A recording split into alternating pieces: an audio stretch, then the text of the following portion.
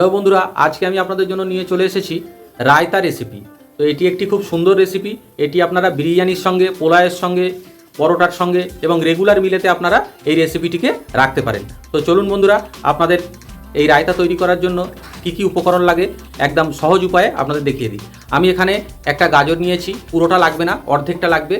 এখানে আমি একটা শশা নিয়েছি, শশাটিও অর্ধেক লাগবে। আর এখানে কিছু ধনেপাতা নিয়েছি, দুটো কাঁচা লঙ্কা নিয়েছি, পেঁয়াজ নিয়েছি আর 250 গ্রাম টক দই নিয়েছি। তো চলুন বন্ধুরা, আপনাদের তৈরি করে দেখাই। আপনারা শশাটিকে এইভাবে লম্বা লম্বি কেটে নেবেন।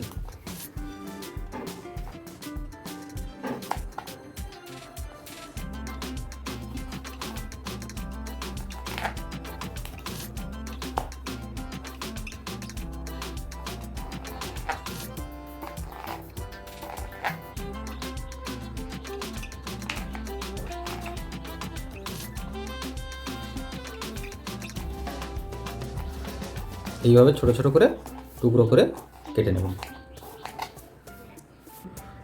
তো বন্ধুরা, আপনারা গাজরটিকেও ঠিক এইভাবে কেটে নেবেন।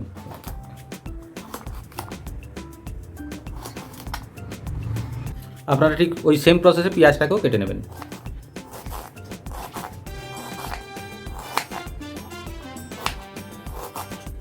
ছোট ছোট করে কাটবেন, তাতে দেখতে খুব সুন্দর হবে। আপনারা লঙ্কাটিকেও সুন্দরভাবে কেটে নেবেন ছোট ছোট করে। বন্ধুরা, এখানে আমাদের সমস্ত উপকরণগুলি কেটে নেওয়া হয়েছে। এবারে আমরা এই উপকরণগুলি টক দইয়ের মধ্যে মিশিয়ে দেব।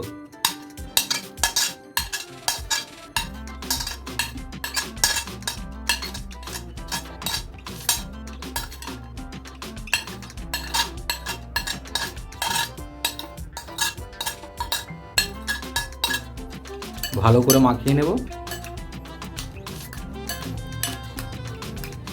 এবারে এর মধ্যে আমরা দিয়ে দেব ধনেপাতাটি। খুব সুন্দর করে মাখিয়ে নেব। দেখতেই পাচ্ছেন জিভে জল চলে আসছে।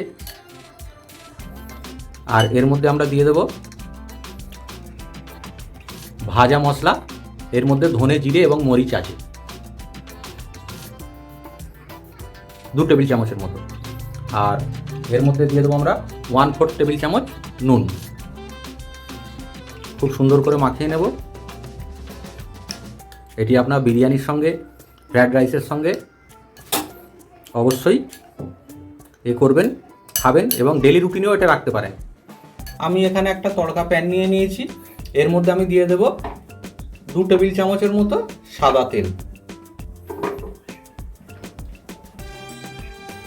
তো বন্ধুরা, আমাদের তেলটি গরম হয়ে গেছে। এর মধ্যে আমরা দিয়ে দেব কালো জিরে আর সর্ষে 7 টেবিল চামচ করে।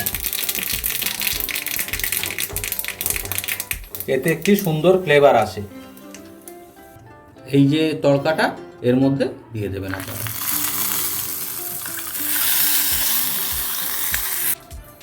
এবারে এটি সুন্দর করে মাখিয়ে নেবেন এবং এটি প্রস্তুত।